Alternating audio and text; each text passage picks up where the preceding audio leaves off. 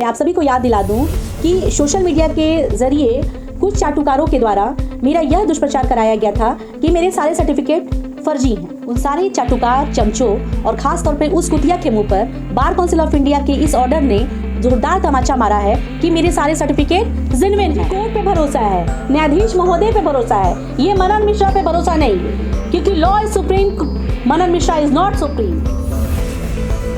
सभी को आदाब। नए साल पे जिन लोगों ने भी मुझे बहुत सारा आशीर्वाद दिया, इनका सभी अधिवक्ताओं का बहुत बहुत शुक्रिया। आप लोगों ने जितना मुझे आत्मविश्वास दिलाया, आप लोग के आशीर्वाद से मेरा आत्मविश्वास और बढ़ गया है। और जो आप लोगों ने मुझे समर्थन में वादा किया था कि फातिमा तुम संघर्ष करो, हम तुम्हारे साथ हैं, मुझे लगता है कि भाइयों का सहयोग दिल से है और सभी के आशीर्वाद को मैंने एक्सेप्ट भी किया है। बार काउंसिल ऑफ इंडिया की डिस्ट्रिक्ट कमेटी मेरे सारे ओरिजिनल सर्टिफिकेट को देखने के बाद, एग्जामिन करने के बाद यह मानने को मजबूर हो गई कि मेरे सारे ओरिजिनल सर्टिफिकेट जिनविन हैं। मैंने वही certificate at the time of enrolment दिया था और आज भी वही सारे सर्टिफिकेट डीसी कमेटी को मैंने दिया है और डीसी कमेटी ने ये ऑर्डर किया कि इनके सारे सर्टिफिकेट जिनविन दिए गए हैं, कोई फॉल्स फैब्रिकेटेड फॉर्जरी नहीं है। तो ये तमाचा है उस कुतिया के मुंह पे जिसने मेरा दुष्प्रचार कराया। अब आपके मन में ये सवाल ज़रूर उठता होगा कि आखिर मेरा लाइसेंस कैसे कैंसिल हो गया। तो लाइसेंस मेरा इसलिए कैंसिल हो गया क्योंकि मैं मनन जी की यस मैन नहीं थी और मेरे ऊपर बहुत सारे घोटाले जो इन लोगों ने लगा रखा था, झूठा दुष्प्रचार कर रखा था, मिसकंडक्ट का, गालियों का, कि क्या क्या डेरिवेटरी वर्ड का यूज़ हुआ। जब कोई भी चीज़ साबित ये लोग नहीं कर पाए, तब इन्होंने कहा कि देखो सर्टिफिकेट जो उसका सारा जिनविन है, इसके सर्टिफिकेट पर हम नहीं जा सकते हैं। अब ये एक कदम आगे बढ़ गए और कह दिया कि संस्था फर्जी है। अब ये बताइए कि ये संस्था फर्जी है तो आपने इनरोलमेंट कैसे लिया? क्या आप तो फर्जी नहीं हैं? अरे मैं तो मान रही हूँ कि जहाँ मनन जी बैठेंगे वहाँ भ्रष्टाचार का अड्डा रहेगा, तो कैंसिल होना मामूली सी बात है। उसके लिए हम सुप्रीम कोर्ट जाएंगे और वहाँ से न्याय लेके आएंगे और फिर तमाचा लगेगा इन चमचों के मुंह पे जो चाटुकारिता का परिचय दे चुके हैं, जो मनन जी के भक्त हैं, जो चुनाव 2018 में हारे हुए प्रत्याशी भी हैं। जैसे आरा के चौबे जी बुरी तरह से हार चुके हैं, पटना हाई कोर्ट के नफीस जोहा, जो उनको बहुत ज़्यादा तकलीफ थी कि फातिमा जीत कैसे गई, आज भी उनके दिल में मलाल है।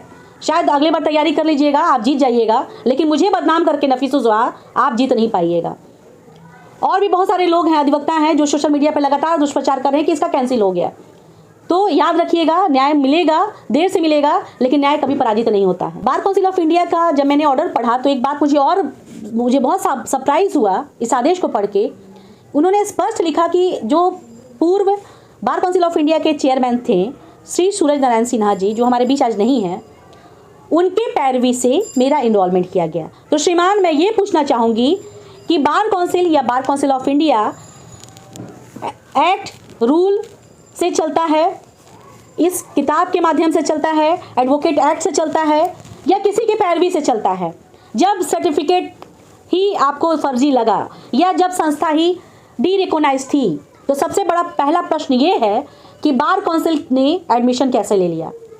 क्या स्टेट गवर्नमेंट या सेंट्रल गवर्नमेंट ने आपके पास कोई लिस्ट भेजा था जिससे ये बताया गया कि इन संस्थाओं का एडमिशन आपको नहीं लेना है? अगर वो लिस्ट आपके पास है तो आपको वहाँ सुप्रीम कोर्ट में जवाब देना होगा, वरना फिर मुँह के खाएंगे आप, क्योंकि हम जाएंगे सुप्रीम कोर्ट और वहाँ से मुझे न्याय मिलेगा। कल मैं गई थी पटना हाई कोर्ट के ऑनरेबल चीफ जस्टिस के साहब के पास और जाके उनसे बहुत हम्बली विद ग्रेटेस्ट सबमिशन किया केस को सुन लिया जाए।